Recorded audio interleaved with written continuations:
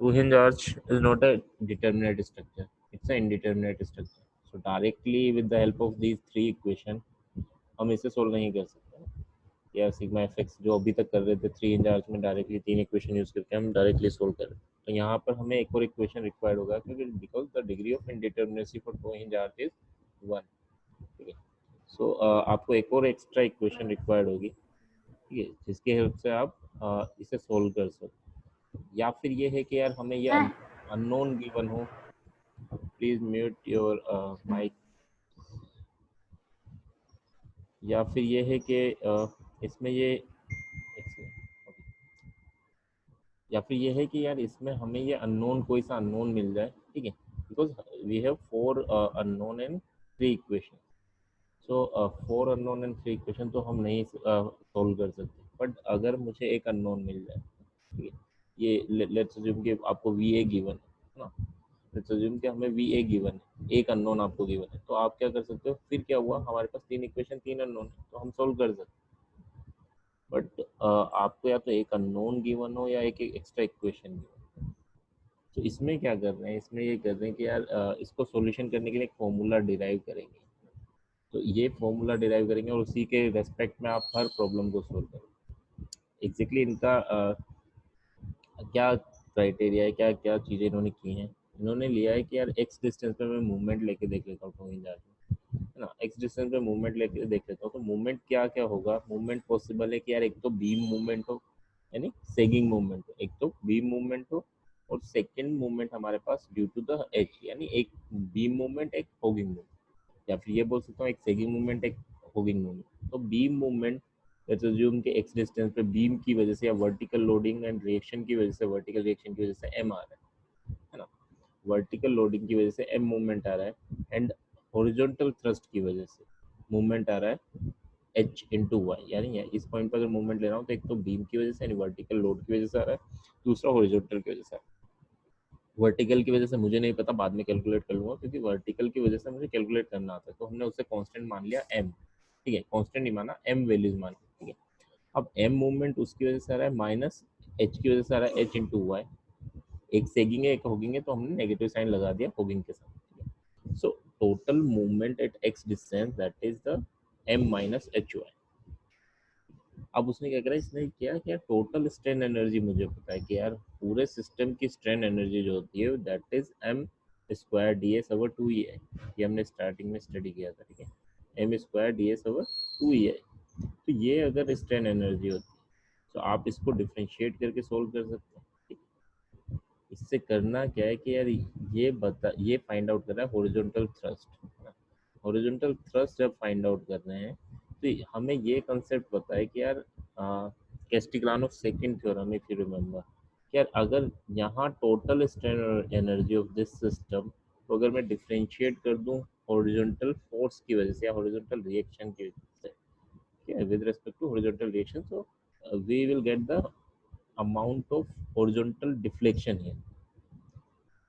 ठीक है, याद आ रहा है वो deflection is equal to Castigliano theorem थी कि टोटल स्ट्रेन एनर्जी को आप डिफरेंशिएट कर दो पर्टिकुलर लोड से, तो उस लोड के डायरेक्शन में जो डिफ्लेक्शन हो रहा है वो आपको मिल जाता था। याद है ये इक्वेशन सबको, ये यानी थ्योरी सबको, कैस्टिग्लियानो सेकंड थ्योरम। क्या किसी भी लोड के रेस्पेक्ट में अगर मैं particular total strain energy system की डिफरेंशिएट कर दूं तो मुझे उस डायरेक्शन में डिफ्लेक्शन मिल जाता था। तो अगर मैं इस सिस्टम की टोटल एनर्जी को एच के रेस्पेक्ट में डिफरेंशिएट करूं तो मैं बोल सकता हूँ deflection is zero here. So that amount, अगर मैं इसको डिफरेंशिएट कर रहा हूँ, so that amount is equal to zero. क्यों? क्योंकि यहाँ पे डिफ्लेक्शन पॉसिबल नहीं है, हिंज है, तो हिंज में horizontal and vertical deflection possible नहीं, so that is equal to zero.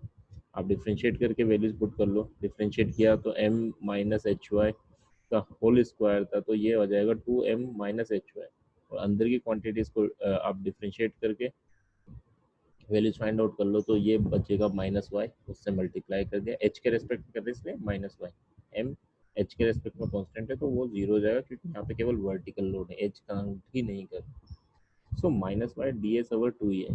थोड़ा सा सिंप्लीफाई करूंगा तो इसमें मिल जाएगा इस, यानी इसको इस टर्म को अलग लिख लें, M Y D S over E I minus यहाँ आ जाएगा H into Y square D S over two है। देखो ये माइनस यहाँ पे है ऑलरेडी, तो ये माइनस इसके साथ भी इसके साथ भी, तो एक माइनस में होगा एक प्लस में होगा। कहने का मतलब ये अगर मैं लिखूंगा तो ये एच वाला प्लस में होना चाहिए, ये माइनस में होना चाहिए, बट इट्स ओके, दोनों में से एक एक माइनस एक प्लस होना है, क्योंकि इधर जीरो है तो वो माइनस कॉमन लेके आप सेकंड साइड ले जा सकते हो ना। बट आप चाहो तो इसे माइनस कर लो, इसे प्लस कर लो, कोई फर्क नहीं पड़ता। सो जब आपका ये इक्वल टू जीरो है तो आप एच कैलकुलेट कर सकते हो। एच क्या होगा, एच इज इक्वल टू आपके पास हो जाएगा M Y D S over E I divide by y square D S over two E I. So that is the value of H. यहाँ तक किसी को डाउट है? हम कर क्या रहे हैं, हम वही कर रहे हैं कि यार एक अननोन मुझे पता लग जाएगा तो मेरे लिए ये स्ट्रक्चर डिटर्मिनेट हो जाएगा, फिर मैं सब कुछ कर सकता हूँ, फिर मैं सारी चीज़ें फाइंड आउट। बस मुझे क्या चाहिए, एक अननोन चाहिए ना। तो उस अननोन के लिए हमने क्या करा, हमने ये फॉर्म ये लगाया कि यार स्ट्रेन एनर्जी फाइंड आउट कर लो। स्ट्रेन एनर्जी को एच के रेस्पेक्ट में डिफरेंशिएट करूंगा तो यहाँ पे डिफ्लेक्शन आ जाएगा जो जीरो है, because this is a hinge support है। तो ये जीरो है तो आपने उसको पुट किया जीरो, जीरो पुट करके एच की इक्वेशंस डिराइव कर ली कि यार एच की वैल्यूज पर्टिकुलर ये हो। ठीक है, and in case of that flexural rigidity E I is constant. ठीक है, अगर ये कांस्टेंट है, वैसे कांस्टेंट होता नहीं है इसलिए हम अज्यूम कर लेंगे कि यार ये कांस्टेंट है ना, तो H is equal to M Y D S over y square D s. ठीक है, अगर ये ई आई कॉन्स्टेंट है तो ई आई से ई आई कैंसिल आउट कर देंगे, है ना। एक और चीज़ आनी चाहिए थी, 1 सेकेंड। ओके, ये टू हटा देना यहाँ से। ठीक है, ये टू एग्जैक्टली क्या है, ये टू से टू कैंसिल आउट हो जाएगा। ठीक है, ये टू से टू कैंसिल आउट हो जाएगा तो कहीं नहीं होगा ये टू, ना इसमें ना इसमें। तो यहाँ से तो हटा दिया, यहाँ से नहीं हटाया, बट ये कैंसिल आउट होने के बाद टू हटा देना। ई आई से ए आई कैंसिल आउट करूँगा तो फाइनल रिजल्ट ये आपको याद रखना है, that horizontal thrust on two hinge arch that is equal to M Y D s over y square D s. What is M here, M is the bending movement due to the vertical load, particular किसी भी section यानी x distance पे जो section है, और Y क्या x distance पे जो सेक्शन है उसमें ऑर्डिनेट है, वाई ऑर्डिनेट। सो ये हमारे पास है हॉरिजॉन्टल थ्रस्ट के लिए आपके पास डेरिवेशन, इसकी हेल्प से यानी इस फॉर्मूले की हेल्प से आपको horizontal thrust two hinge arch में फाइंड आउट है। लेट्स स्टार्ट करके देखते हैं। यहाँ तक किसी को कोई डाउट है तो पूछ लो। सर जो m होगा वो w इंटू एक्स होगा ना, W1 जो भी हो, जितने भी लोड्स होंगे उनका मतलब जो वर्टिकल लोड्स आ जाएंगे उनका डिस्टेंस जितने भी वर्टिकल लोड हैं एंड परपेंडिकुलर वर्टिकल लोड के साथ साथ वर्टिकल आपके पास रिएक्शन है, सभी चीज जितना वर्टिकल है ना। एक हमने वर्टिकल पार्ट यानी ठीक है सर। सिंपली सपोर्टेड बीम मान लो, हमने कुछ नहीं करना है इसको, सिंपली सपोर्टेड बीम मान के चलोगे तो एक्स डिस्टेंस पे कितना मूवमेंट है, तो वी ए की वजह से आएगा, ठीक है W1 सर। की वजह से आएगा, उस वे में है ना। आगे प्रॉब्लम ठीक है, करेंगे तो यस समझ सर। आएगी। सो बट ये क्लियर होना चाहिए, एम क्या है हमारे पास, बीम मूवमेंट, बीम मूवमेंट बोलते हैं क्योंकि बीम की तरह ये बिहेव करता है एच हटाने के बाद, तो बीम मूवमेंट बोलते हैं ओनली वर्टिकल की वजह से। ठीक है, सो चलो स्टार्ट करते हैं, एक प्रॉब्लम स्टार्ट करते हैं।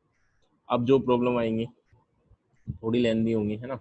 ये तो इजी है तो ये कम लेंदी होगी, बट जैसे जैसे आगे बढ़ेंगे ज़्यादा लेंदी प्रॉब्लम है। ओके, सो आपको ये बताना है that a two hinge semicircular arch of radius r carries a concentrated load W at the ground. Show that the horizontal thrust at each support is W by pi. Assume uniform flexural rigidity. अगर नहीं भी given है ये चीज़ assumption, तो भी आप assume करके चलना अनटिल एंड अनलेस हमें ये चीज़ें गिवन नहीं हो कि यार यहाँ E1 है या I1 है I2 है, तब तक आप इसे अज्यूम करके चलना कि यार ई आई हमारा कांस्टेंट है। ई आई कांस्टेंट इस चीज़ का, इस लाइन का मतलब क्या है, हमने ये वाला फॉर्मूला यूज़ किया है जहाँ डिवाइड बाई ई आई नहीं, क्योंकि ई आई से ई आई कैंसिल आउट है ना, तो वो इसलिए ये दे देते हैं ना। बट आप नहीं भी दे गिवन है, जब तक चेंजेस नहीं गिवन है तब तक मान के ही चलना, हम यही फॉर्मूला यूज़ करेंगे 99.99%। ठीक है, क्योंकि आपके सिलेबस में वही है कि हाँ ये कांस्टेंट है। चलो ठीक है, तो हमें प्रूव करना है कि यार हॉरिजॉन्टल थ्रस्ट जो है हमारे पास that is W by pi. W by pi है तो देखो W लोड लग रहा है, तो मुझे पता है यार W लोड लग रहा है तो रिएक्शंस क्या होंगी, तो that is W by two W by two. क्यों W/2 बिकॉज सिमेट्रिकल लोडिंग है, इसलिए हम ले सकते हैं W/2 अनसिमेट्रिकल होती तो फिर हमें सोचना पड़ता।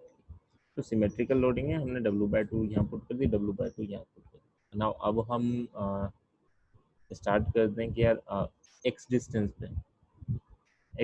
पे मूवमेंट कितना होगा, ठीक है। So let's assume this is our x distance, this is our y distance, ठीक है। ये x एंड y गिवन है, ये हमारे पास x डिस्टेंस है इस सेक्शन की, और ये हमारे पास y डिस्टेंस। सो मूवमेंट कितना होगा, मूवमेंट होगा W/2 इंटू एक्स, ठीक है, and that is in clockwise direction, and h into y, ठीक है। वो बट हमें अभी हॉरिजॉन्टल थ्रस्ट जब तक नहीं मिलेगी तो हम ये सोल्व नहीं कर सकते इससे, यानी डायरेक्टली हम इन इक्वेशन से सोल्व नहीं कर सकते। तो हमें क्या यूज करना पड़ेगा, हमने जो फॉर्मूला डिराइव किया था, यानी वो स्ट्रेन एनर्जी के थ्रू बार बार डेरिवेशन नहीं करना, हमने जो डिराइव किया है वो फॉर्मूला डायरेक्टली यूज करना, that is my/ds/y²ds, okay. my/ds/y²ds, m की वैल्यूज पुट कर देते हैं। अब m की वैल्यूज में क्या है, यहाँ पर movement due to the beam लूंगा तो that is W/2 into that x, ठीक है, केवल यही आएगा W/2 इंटू एक्स। और ये x क्या होगा, पिछली प्रॉब्लम में भी हमने किया था, x क्या होगा, that is the total radius minus this distance which is r cos theta. So r माइनस r cos थीटा, या r कॉमन ले लो तो 1 minus cos theta. So uh movement is equal to W/2 r 1 minus cos theta, so that is the movement, है ना। y क्या होगा, y हमारे पास होगा that is r sin theta, ठीक है। So y is equal to r sin theta. m मुझे सर मिल गई, हाँ बेटा। आवाज नहीं आ रही थी सर आपकी, एक बार my वाला दोबारा बता दो। ये m क्या होगा, m इज द, देखो ओनली वर्टिकल लोड की वजह से कंसीडर करना, सिंपली सपोर्टेड, तो m is the reaction multiply by this distance, and ये डिस्टेंस क्या होगी, ये डिस्टेंस होगी टोटल डिस्टेंस है r माइनस ये डिस्टेंस कर दो तो that is r cos theta, ठीक है। तो r माइनस r cos थीटा, या r कॉमन ले लो तो 1 minus cos theta, so W/2 multiply by r 1 minus cos theta, ठीक है। ये आ जाएगा मूवमेंट। एंड y क्या होगा, y क्या होगा, r sin थीटा बोल सकता हूँ, ठीक है। ये थीटा ये r है तो ये r sin थीटा हो जाएगा, तो y is equal to r sin theta. ये दोनों चीज़ें हमने फाइंड आउट कर ली, बस अब क्या करना है, इंटीग्रेशन करना है, m की वैल्यूज पुट करनी है, y की वैल्यूज पुट करनी है, and one more thing, ds क्या होगा, ds is equal to r d theta, ds is equal to r d theta, वही आर्च वाला कंसेप्ट है, ठीक है। आर्च क्या होता है पर्टिकुलर किसी भी कर्व के लिए, arch is equal to radius into आपका जो एंगल होता है, ठीक है, उससे भी फाइंड आउट कर सकते हो, ठीक है। सो रेडियस इनटू एंगल, यानी ये थीटा है, लेट्स अज्यूम, इससे हल्के से आगे अगर हम बात करें ds की, ये x डिस्टेंस है, x सेकेंड, इस कॉन्सेप्ट को भी समझ लो आगे काम आ सकता है। स्मॉल डिस्टेंस है ना, ना नहीं है, बट मैं ज़्यादा शो कर रहा हूँ ताकि हमें समझ में आए। See this amount is ds, small changes है ये d थीटा में, d थीटा, so this small changes in curve that is ds, ठीक है। सो ये ds कितना होगा, सो इसको हम बोल सकते हैं r multiply by that angle d theta, ठीक है। सो अब देखो m मेरे पास है, y मेरे पास है, ds मेरे पास है, my/ds ये पुट कर दूं मैं तो मुझे रिजल्ट मिल रहा है। सो पुट करो वैल्यू, m क्या था, m हमारे पास W/2 r 1 माइनस cos थीटा, y क्या था r sin थीटा, एंड ds क्या था दैट इज r d थीटा। सो ये क्वांटिटीज आ गई। मैं एक्जेक्टली कर क्या रहा हूँ, मुझे टोटल स्ट्रेन एनर्जी चाहिए थी ना, टोटल स्ट्रेन एनर्जी के लिए डेरिवेशन, बट मैं क्या कर रहा हूँ, इसको 2 टाइम्स कर रहा हूँ, 0 to π/2, ठीक है। थीटा की वैल्यू 0 to π/2 यहाँ तक के लिए ही वैलिड रखा हूँ। 2 टाइम्स क्यों कर रहा हूँ, क्योंकि सिमेट्रिकल स्ट्रक्चर है। इस कंसेप्ट को समझ लेना अच्छे से, है ना, कि यार सिमेट्रिकल स्ट्रक्चर है, 2 टाइम्स कर रहा हूँ। क्या मैं इसमें मुझे आप रिप्लाई करो, क्या मैं इसको 0 to π बोल सकता हूँ,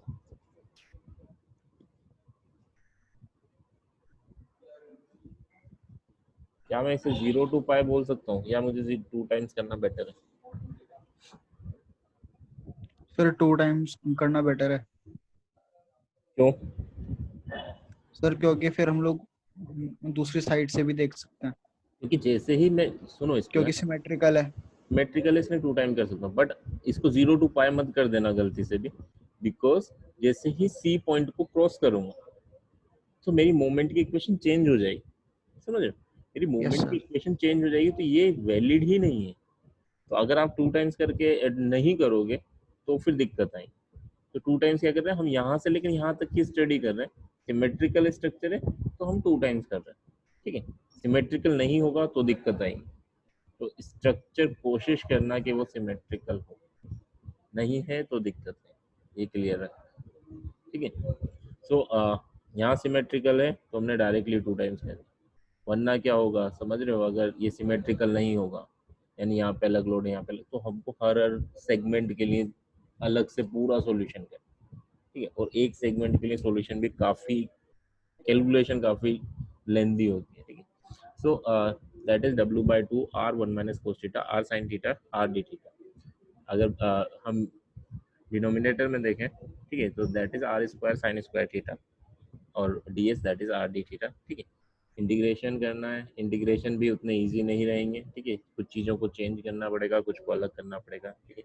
तो कांस्टेंट यहाँ से निकाल लेते हैं, W/2 कांस्टेंट है, यहाँ भी 2 होगा, यहाँ पे भी 2 होगा, तो वो कैंसिल आउट हो जाएगा। यहाँ मेंशन नहीं कर रखा, बट आप याद रखना, ठीक है, आप नोट करते रहा करो यार, है ना, दिक्कतें आएंगी लास्ट में फिर इसलिए नोट करते रहा करो जो जो मैं बता रहा हूँ। आप सोचो कि यार मैं ये सेंड कर दूंगा आपको, है ना, मैं सेंड तो कर देता हूँ, लेकिन ये चीज़ें जो मैं करेक्शन कराता हूँ वो नहीं होते उसमें। सो आप ये क्लियर रखा करो, यहाँ 2 है, यहाँ पर भी 2 होगा, बिकॉज ये भी 0 to π/2 लिया और 2 टाइम्स दे दिया।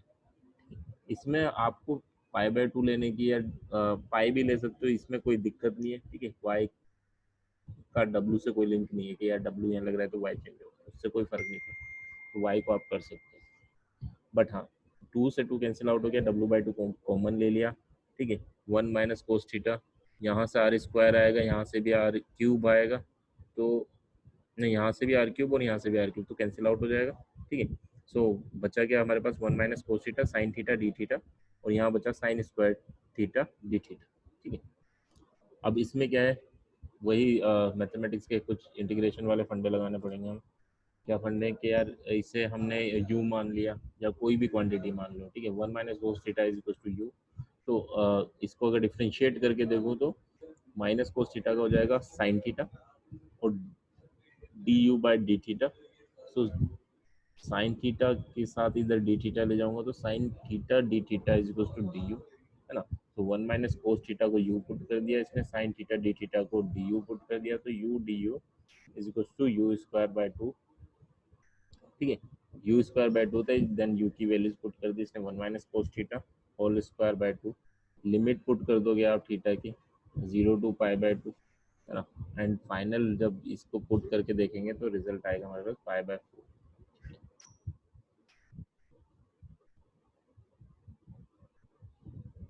ये क्या किया, 1 minus cos theta whole square by 2, ठीक है।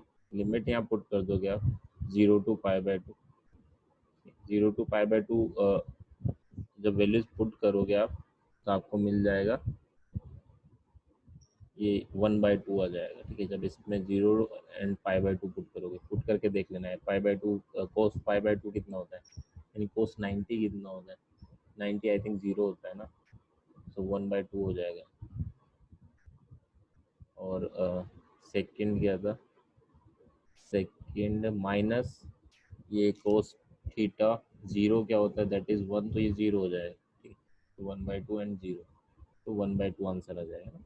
सो इसका अगर लिमिट पुट करूंगा तो that is 1/2, sine square theta D theta इसको सोल्व करूंगा, सो दैट इज π/4, ठीक है।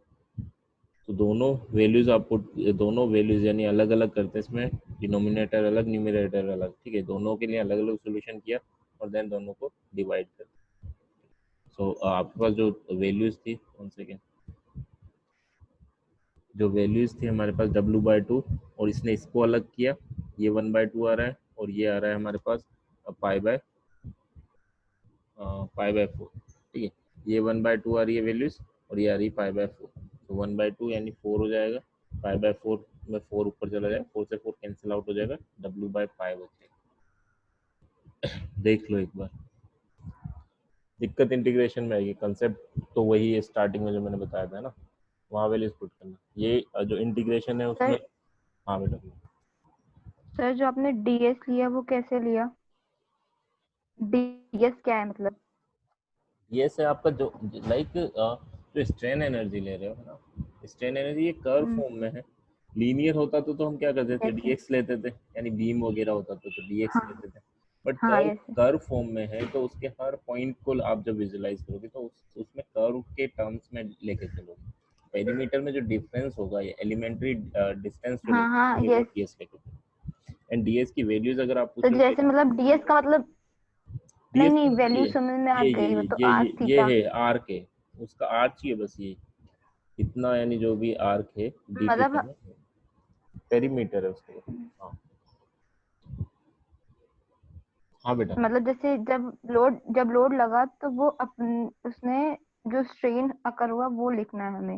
हाँ तो स्ट्रेन इस सिस्टम का लेना है, देखो इस सिस्टम का लेना है, इस कर्व का लेना है। तो जब स्ट्रेन जी लूंगा तो सर। अब अगर मैं यहाँ पर dx के रेस्पेक्ट में उसको डिफरेंशिएट करूंगा तो वो तो इस सिस्टम की स्ट्रेन देगा। बट मुझे क्या करना है, इंटीग्रेट करना है इस पूरे पार्ट। लीनियर नहीं है ये कर्व फॉर्म। यस तो सर। आप क्या करोगे, किसके रेस्पेक्ट में इन हाँ चीज़ों को डिफरेंशिएट करोगे, डीएस के रेस्पेक्ट में। क्योंकि ये डिस्टेंस जो है स्मॉल डिस्टेंस, वो दैट इज डीएस, ठीक है, हर पॉइंट वाइज। हाँ सो इसमें आप डीएस के रेस्पेक्ट में डिफरेंशिएट। लेंथ है, अगर बीम है जैसे, तो मैं डी एक्स के रेस्पेक्ट में डिफरेंशिएट करता हूँ, अगर बीम के लिए स्ट्रेन एनर्जी चाहिए। अगर मुझे कॉलम के लिए चाहिए तो डी वाई के रेस्पेक्ट में करता हूँ, समझे। तो वो कंसेप्ट उस पर लगता है किस टाइप का आपका मेंबर है। तो मेंबर पे डिपेंड करेगा कि आप डी एस लोगे या डी वाई लोगे। तो आपको इसकी यस सर। स्ट्रेन एनर्जी चाहिए, अगर मैं डी एक्स ले लेता ना बेटा, तो वो इसकी स्ट्रेन एनर्जी देता। उसे नहीं पता ठीक है कुछ सर। भी, है ना। इसमें तो आपने क्या करा, एम वाई डी वाई या M square d x over जो भी कर दिया, तो वो मूवमेंट यहाँ पर लेता, और यहाँ से लेकर यहाँ तक 0 to L। तो इसमें केवल ये पार्ट का काउंट किया आपने, ये पूरी लेंथ काउंट कहाँ गई। पूरी लेंथ जब काउंट करने के लिए हर पॉइंट पे मूवमेंट का सम, हर पॉइंट पे स्ट्रेन एनर्जी का सम कर रहे हैं। एग्जैक्टली ये क्या इंटीग्रेशन का मतलब होता है, हर पॉइंट, हर एलिमेंट्री, एक एलिमेंट्री पॉइंट ले लिया आपने, ठीक है, डिस्टेंस ले लिया और उसमें स्ट्रेन एनर्जी फाइंड आउट करी और फिर इंटीग्रेट कर दिया। तो उसका मतलब ये होता है कि हर पॉइंट पे स्ट्रेन एनर्जी फाइंड आउट कर रहे हैं और उनका सबका सम कर रहे हैं। तो एक्स लेने का मतलब यहाँ सम होगा और डीएस लेने का मतलब इस पार्ट पे सम होगा। हमारा कर्व नेचर है इसका, तो कर्व की फॉर्म में ही हमें डीएस लेना। ओके। Yes sir. और किसी को कोई डाउट, सॉल्यूशन देख लो। ये सबसे छोटा एग्जांपल है ना।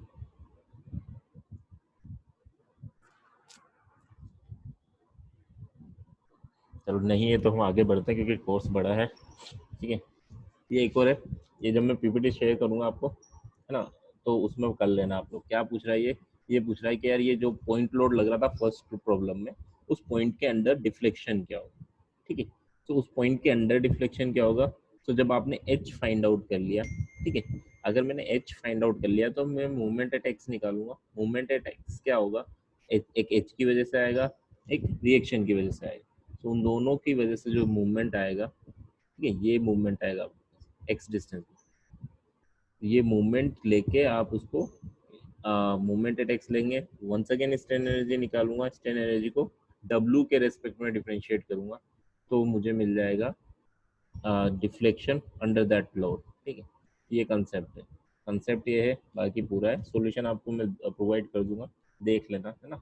कराऊंगा नहीं अभी क्योंकि कंसेप्ट वही है, वही चीज़ें जो कर रही थी वही है। तो बस क्या है कि यार टोटल स्ट्रेन एनर्जी निकालना है, उसके लिए मूवमेंट चाहिए होगा। मूवमेंट जब एच निकाल चुका तो एच की वैल्यू पुट करके मूवमेंट निकाल सकता हूँ मैं। और जब मूवमेंट आ जाएगा मेरे पास, तो मूवमेंट एट एक्स आ जाएगा, तो उसको इंटीग्रेट करना है, स्ट्रेन एनर्जी निकालना है, और जब स्ट्रेन एनर्जी निकल जाएगी तो उसे डिफरेंशिएट करना है विद रिस्पेक्ट टू डब्ल्यू, तो मुझे डिफ्लेक्शन अंडर दैट लोड मिल जाएगा। इसको आप करके देखना, मैं प्रोवाइड कर दूँगा। नेक्स्ट प्रॉब्लम क्या आती है हमारे पास, ठीक है। ये था हमारे पास, जब सिमेट्रिकल था तो इजी हो रहा था हमारा सोल्यूशन। बट अगर अनसिमेट्रिकल लोडिंग है ना, लोड मेरा यहाँ डब्ल्यू सेंटर पे नहीं लग रहा, एक डिस्टेंस पे लग रहा है। Let's assume the angle of this load is alpha with the horizontal, ठीक है। इस हॉरिजॉन्टल के साथ इसका एंगल अल्फा डिग्री है, let's assume radius is r, load is w. So now you have to find out the values of h. ठीक है, h की वैल्यूज फाइंड आउट करनी। सो स्टार्ट करते हैं। यहाँ पे कोई क्वेश्चन नहीं है तो छोड़ो। सो h की वैल्यूज अगर मुझे फाइंड आउट करनी है तो देखो वही प्रॉब्लम आएगी कि यार मैं डिफरेंशिएट कैसे करूँ, है ना।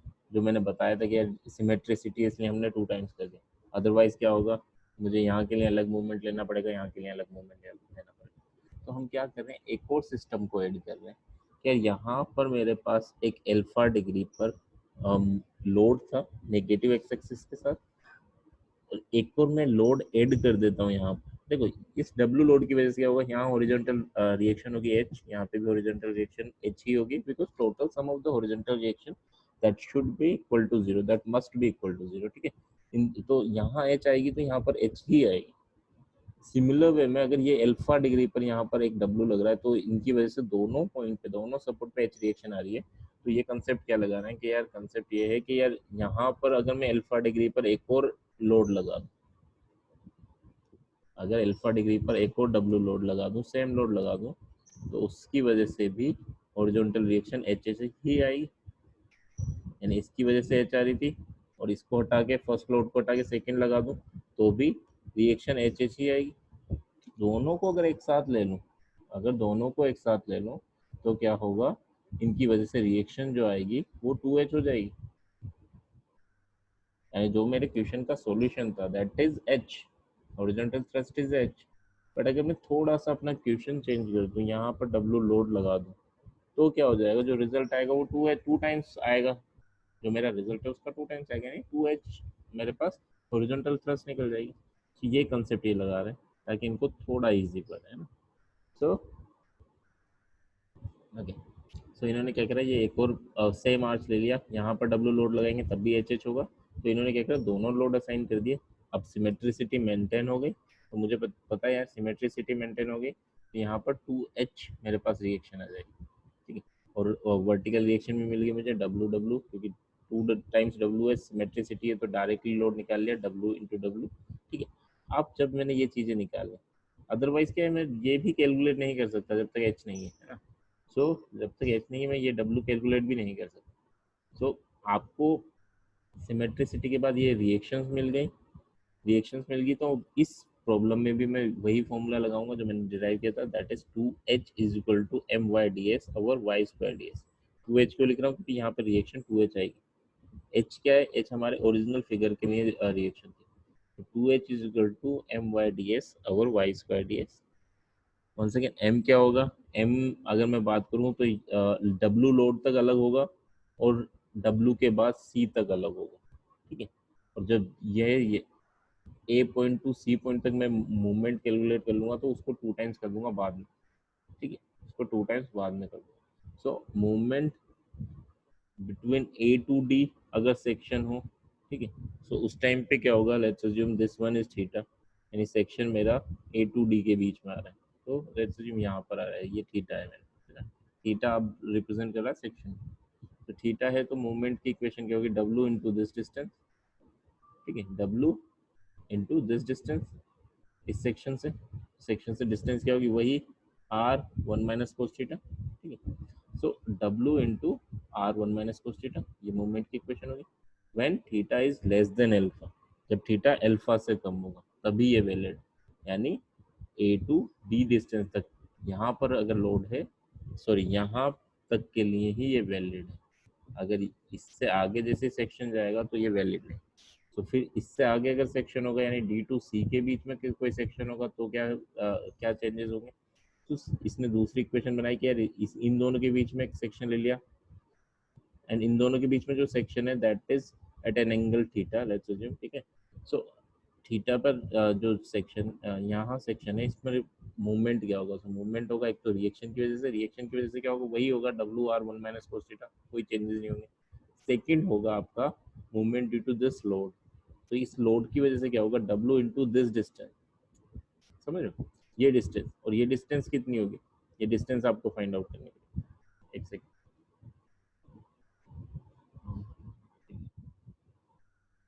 आपको ये डिस्टेंस फाइंड आउट करनी पड़ेगी। अब ये डिस्टेंस कैसे फाइंड आउट करते हैं?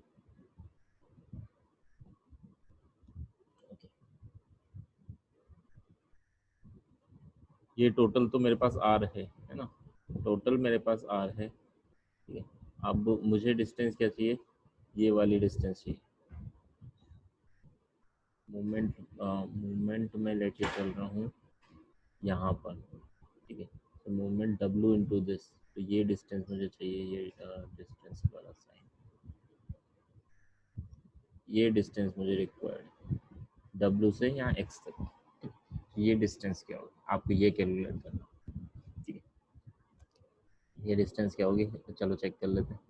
तो मेरे को ये मिल सकता है, that is R cos theta. और अगर ये डिस्टेंस टोटल देखो टोटल डिस्टेंस यहाँ से लेकर यहाँ तक, W से लेकर O तक की डिस्टेंस है मेरे पास R cos alpha, and X से लेकर C तक की डिस्टेंस है ये वाली डिस्टेंस R cos थीटा, ठीक है। So R cos alpha minus R cos theta, so that is the distance between W to X। यहाँ पे वैल्यूज पुट कर देंगे, minus W R cos alpha minus cos theta, ठीक है। But ये कब तक वैलिड है? जब थीटा अल्फा से ज़्यादा हो और पाई बाय 2 से कम, तभी वैलिड।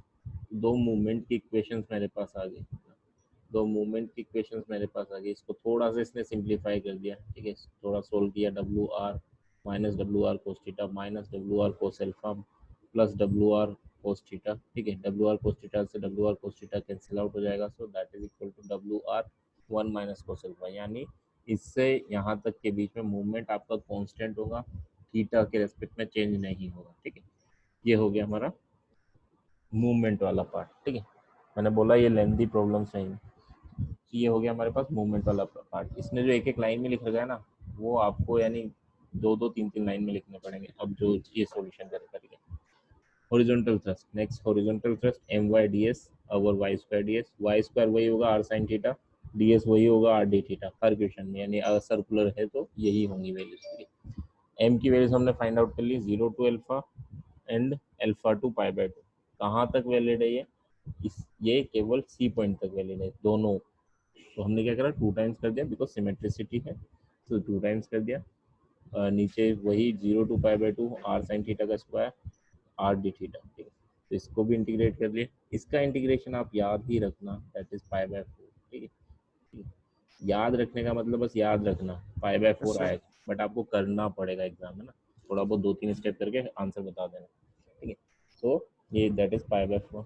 ऊपर वाला करके देख लेते हैं, W by 2 1 minus cos alpha whole square plus plus W 1 minus cos alpha minus cos theta 0 to pi by 2, ठीक है।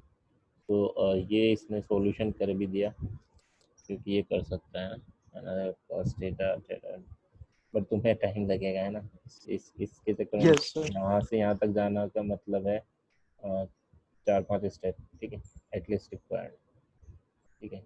हो सकता है ये इसमें पर्टिकुलर इजी, मैं एक बार चेक कर लेता हूँ मेरे लेवल पे। W R 1 minus cos alpha 1 minus cos alpha, okay, ये आ जाएगा। ये कांस्टेंट है R D R sine theta और आर स्क्वायर साइन थीटा का कोस थीटा, ठीक है। ये वाला तो हो ही जाएगा, इसमें कोई दिक्कत नहीं है, ठीक है। थीटा के साथ वेरिएशन नहीं है, केवल साइन थीटा डी थीटा करना है, ठीक है। बाकी रेस्ट क्वांटिटी आगे आ जाएंगे। तो sine theta D theta is equal to cos theta, ठीक है, and minus cos theta, I think minus cos theta, और वैल्यूज पुट करनी है pi by 2 to alpha, pi by 2 minus cos pi by 2, I think that is 0, ठीक है, 0 और minus cos alpha, तो plus cos alpha हो जाएगा। तो ये तो डायरेक्टली वैल्यूज बाहर निकाल के आप प्लस कोस अल्फा हो जाएगा। यहाँ पर आपको इंटीग्रेशन करने में थोड़ा सा टाइम लगेगा, और इसका इंटीग्रेशन क्या होगा, जो हमने फर्स्ट इंटीग्रेशन किया था उनको ध्यान से देखना, सेम वही है, ठीक है। जो फर्स्ट इंटीग्रेशन किया था सेम वही क्वांटिटीज है, ठीक है। तो इसका डायरेक्टली वहां से भी पुट कर सकता हूँ मैं, बट आप लोग ध्यान रखें। देख लो एक बार ये इंटीग्रेशन और ये रिजल्ट, OH की वैल्यूज ये आ रही है, यहाँ तक देखो, ठीक है।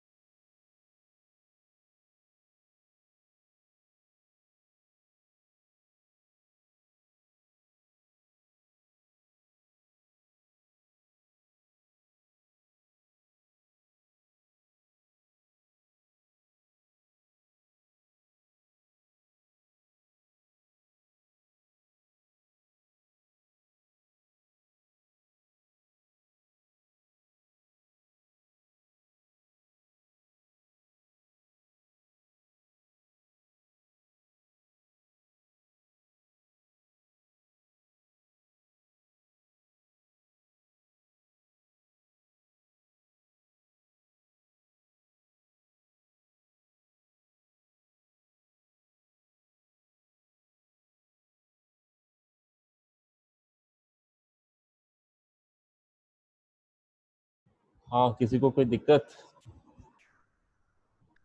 सर एक बार रिवाइज करेंगे, पढ़ेंगे सर, उसके बाद पता चलेगा। देखो कंसेप्ट सीख लो। कंसेप्ट क्या था? डब्ल्यू लोड था, सिमेट्रिसिटी मेंटेन करी हमने और यहाँ 2h कर दिया। कंसेप्ट वाइज देख लेना, कोई दिक्कत हो तो पूछ लो। बाकी इंटीग्रेशन घर पे करके देखना, इसमें भी कोई दिक्कत है पूछ लेना, ठीक है, मैं अवेलेबल हूँ। वैसे इसका इंटीग्रेशन हमने फर्स्ट पार्ट में किया है और ये सब कॉन्स्टेंट है, केवल साइन थीटा डी थीटा है, तो इसका इंटीग्रेशन हो सकता है ना। इसका इंटीग्रेशन भी फर्स्ट पार्ट में हुआ तो हाँ बेटा। सर हाँ बच्चा। सर ये जो आप मतलब रिकॉर्ड करते हो सर, ये वीडियो लेक्चर कैसे मिल सकते हैं अगर लेने हो तो? यार मैं इनको अपलोड करूंगा और लिंक शेयर कर दूंगा, है ना, बट अभी टाइम नहीं मिल रहा। मैं ट्यूसडे को अपलोड कर दूंगा तुम लोगों के लिए ना, थोड़ा सा टाइम दो मुझे ना। मैं अभी मंडे को मुझे कुछ वर्क है, ठीक है। सो ट्यूसडे ठीक है। को मैं अपलोड कर दूंगा। और 2-3 शायद मैंने अपलोड किए थे, वो तो मैंने यूट्यूब पे कर दिए थे मेरे चैनल पे, ठीक है। वो बस प्राइवेट है, वो केवल तुम लोगों के लिए है ना, किसी और के लिए नहीं है। तो वो जो मैं प्राइवेटली करता हूँ उसका लिंक शेयर करूँगा तो वो तुम्हें मिल जाएगा, या मैं अपनी गूगल ड्राइव पर डाल दूँगा, ठीक है। तो गूगल ड्राइव से चाहो तो गूगल ड्राइव पे डाल दूंगा, चाहो वहाँ डाल दूंगा, क्योंकि इंडिविजुअली शेयर नहीं कर सकते। लैपटॉप में होता है, व्हाट्सअप भी नहीं कर सकता है ना, या मेल करना पड़ेगा, वो MB ज़्यादा होती है तो दिक्कत आती है, ठीक है। तो मैं कहीं ना कहीं अपलोड कर दूंगा, बट ट्यूसडे कर दूंगा पक्का, है ना। ठीक है। ओके, यहाँ क्लियर है ये चीज़ें, इंटीग्रेशन हो गया। देन यहाँ पर रिजल्ट आ जाएगा जो कंसेप्ट वाइज चल रहे हैं हम। यार यहाँ जब 2h is equals to 2w pi sine square alpha आ जाए, 2h इज इक्वल्स टू ये है, यहाँ जो रिएक्शन थी that is 2h, but original हमारा स्ट्रक्चर था उसकी रिएक्शन थी h, तो h फाइंड आउट करूंगा तो 2 से 2 कैंसिल आउट हो जाएगा और मुझे h की वैल्यूज मिल जाएंगी। h की वैल्यूज क्या आएंगी? h की वैल्यूज आ जाएंगी h is equals to w by pi sine square phi, ठीक है, w by pi sine square phi.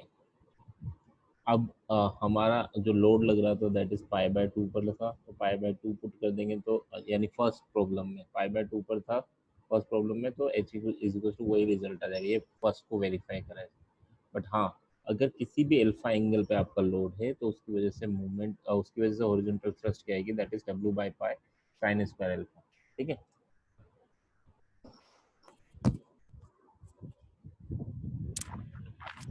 Okay चलो ठीक है। ऋषिकेश ओके मुझे ये वाली पीपीटी भी भेज दीजिएगा। अब ये वाली मैं तुम्हें भेजूंगा, बट थोड़ा सा टाइम दो यार बेटा, है ना, मैं भेजता हूँ तुम सर लोग। देख लेना, अगर अगर आज वाली वीडियो भेज पाओ तो।